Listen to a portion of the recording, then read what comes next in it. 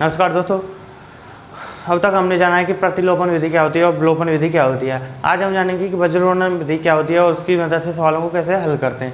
अभी तक आपको हमारी वीडियो अच्छी लग रही हो तो हमारी वीडियोस को लाइक करें और ज़्यादा से ज़्यादा शेयर करें। और अगर अभी तक हमारे चैनल AMR अकेडमी को सब्सक्राइब नहीं किया तो सब्सक्राइब करें। और तो चलिए दोस्तों, जानते हैं वज्रघूर्णन विधि।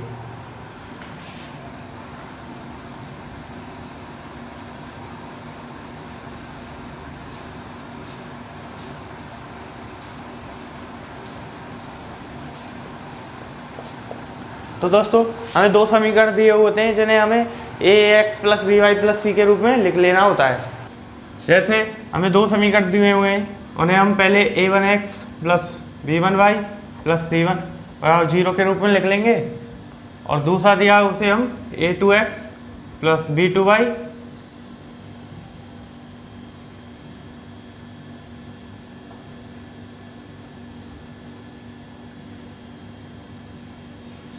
+ c2 बराबर 0 के रूप में लिख लेंगे।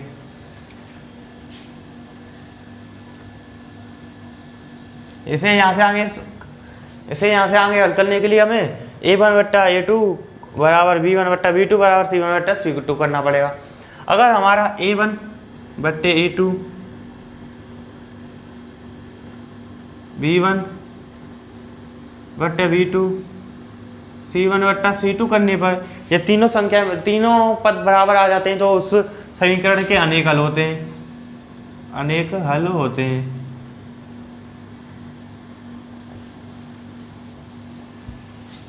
और अगर a1/a2 b1/b2 ≠ c1/c2 आए तो समीकरण का कोई हल नहीं होता।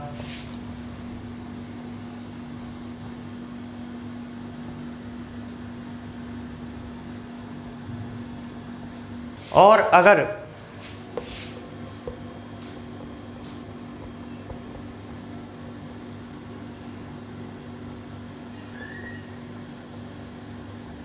a1/a2 b1/b2 बराबर c1/c2 करने पर ये तीनों बराबर ना आए तो इसके अद्वितीय हल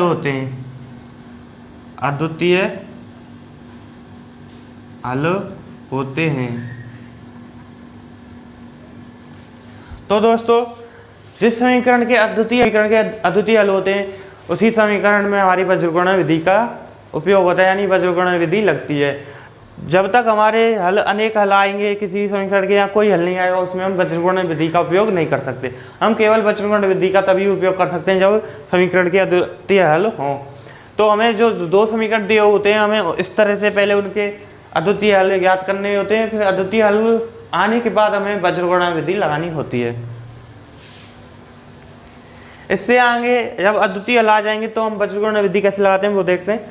हम x, y और 1 इनको बराबर में रख के इनके बट्टे में जो x के बट्टे में आएगा वो a1/a2 को छोड़कर b1/b2 और c1/c2 को लिख देंगे ऐसे।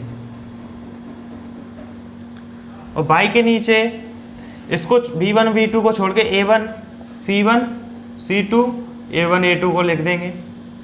जब एक के नीचे लिखेंगे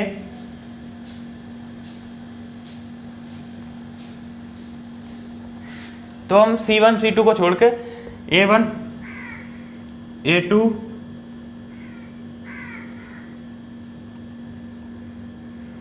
b1/b2 को लिख देंगे। हमें इनका वज्रघूर्णन करना होता है, इसे ही हम वज्रघूर्णन विधि कहते हैं। इनका आपस में इसका इससे इस तरह से इनका वज्रघूर्णन करना होता है। इसी को दोस्तों हम वज्रघूर्णन विधि कहते हैं। अब इसे इससे आगे सॉल्व करना होगा, उसके लिए हम देखते हैं क्या करते हैं। हमें इनका आपस में गुणा करके लिख देना होता है बस। x के नीचे आ जाएगा इन दोनों का गुणा आपस में b1/c2 माइनस का बीच में सूत्र के लिए चिन्ह लगाना होता है, सूत्र चिन्ह होता है c1 का गुणा b2 से, यानी c1/b2। फिर y के बराबर में आ जाएगा c1/a2 बीच में माइनस का चिन्ह a1/c2। फिर एक के लिए आ जाएगा A1 V2, बीच में माइनस का चिन्ह, B1 A2। तो ये दोस्तों हमारा सूत्र बन जाता है। इससे आगे हमें इसे गुणा करके और घटाकर सॉल्व करके x व y के मान ज्ञात कर लिए जाते। तो इस तरह इस स्थिति में आकर दोस्तों हम x व y के मान ज्ञात कर लेते हैं। ये तो है दोस्तों हमारी वज्रगुणन विधि। अब चलो ये इसकी मदद से कुछ क्वेश्चन को सॉल्व करके देख लेते हैं। तो दोस्तों हमारा क्वेश्चन है, पहले उसे लिख लेते हैं, फिर उसे वज्रगुणन विधि से सॉल्व करेंगे। पहले उसे चेक करेंगे कि वो उसके अद्वितीय हल हैं या नहीं, फिर उसको वज्रगुणन विधि से सॉल्व किया जाएगा। यह समीकरण है, क्वेश्चन है हमारा 2x + y = 5 और 3x + 2y = 8। इन्हें पहले हमें ax + by + c के रूप में लिखना होगा बराबर 0 के। तो 2x + y, इस 5 को पक्षांतरण करके इस तरफ ले आएंगे तो माइनस का हो जाएगा बराबर 0। समीकरण 1, इसको लिखेंगे 3x + 2y - 8 बराबर 0। ये हो गया समीकरण 2। अब हमें उसी तरह से A1 A2 के बराबर में रख के जांच कर लेंगे कि ये इसके अद्वितीय हल हैं या नहीं। तो जब हम A1 x + B1y + C1 बराबर 0, A2x + B2y,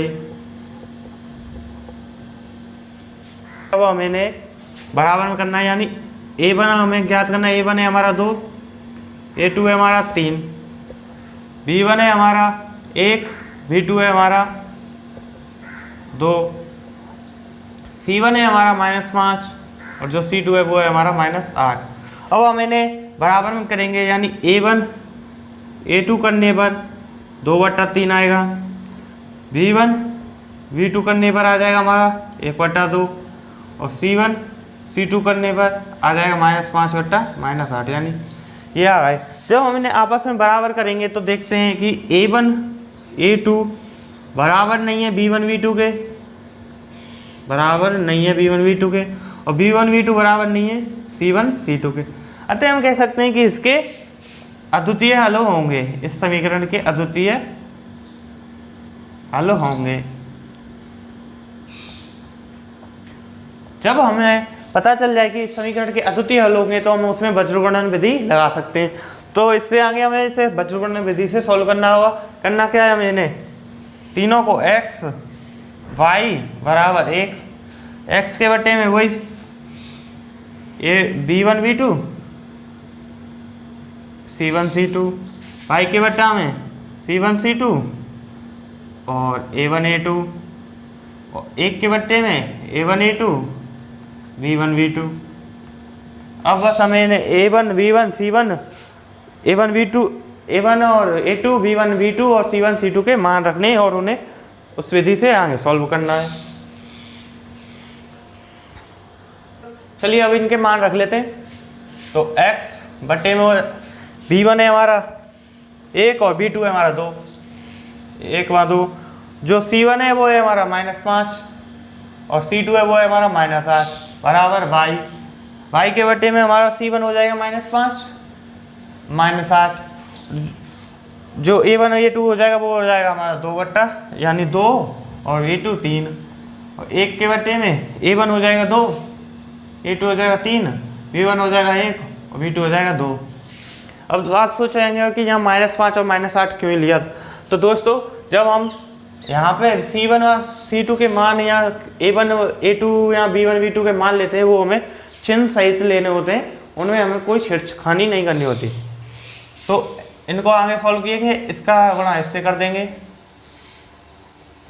और इसका गुणा इससे, इसका इससे, इसका इससे, इसका इससे और इसका इससे। तो करते हैं x के बटे में जब -8 का गुणा 1 से करेंगे तो -8 आ जाएगा, बीच में सूत्र का चिन्ह माइनस आएगा। जब -5 का गुणा 2 से करेंगे तो -10 आ जाएगा, जिसे हम ब्रैकेट में -10 लिख देंगे। तो y के बटे में जब हम 3 का गुणा 5 से करेंगे तो -15 आएगा, क्योंकि जो 5 है वो हमारा माइनस का है, तो -15 हो गया। बीच में हमारा माइनस का सूत्र का माइनस आ जाएगा। अब -8 का गुणा 2 से करेंगे तो कोष्टक में उसे -16 लिख देंगे।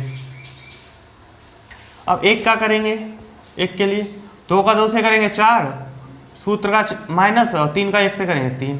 अब देखते हैं दोस्तों, ये तो हमारा माइनस का है ही, तो ये तो जैसे का ज्यों का त्यों ही आ जाएगा।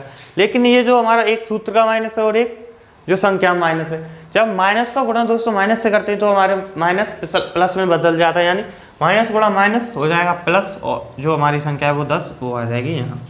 उसी प्रकार y के बट्टे -15 तो उसी प्रकार आ जाएगा, माइनस गुणा माइनस का हो जाएगा तो वो हो जाएगा प्लस, और 16 की 16 ऐसे ज्यों की त्यों आ जाएगी। जब हम एक के लिए 4 में से 3 घटाएंगे तो आ जाएगा 1। अब हम इसे आगे सोल्व कर लेते हैं। x के बटे जब 10 में से -8 करेंगे तो 2, y के लिए 16 में से -15 करेंगे तो आएगा 1, जब 1 में 1 का भाग देंगे तो आएगा 1। ये हो गई हमारी पहली स्थिति, ये हो गई दूसरी, और ये हो गई तीसरी।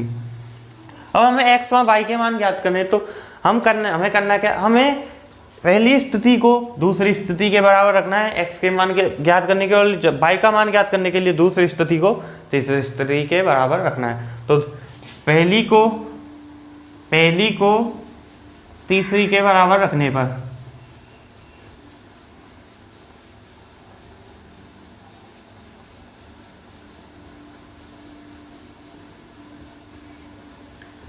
जब x/2 बराबर 1 करेंगे, या कोई संख्या नहीं तो हम 1 मान लेते हैं। जब x का गुणा 1 से करेंगे तो आ जाएगा 1, जब 2 का गुणा 1 से करेंगे तो आ जाएगा 2, यानी x बराबर हो गया 2। अब y के लिए हम दूसरी स्थिति को तीसरी स्थिति के बराबर कर लेंगे। तीसरी के बराबर करने पर यानी y/1 को 1 के बराबर करेंगे।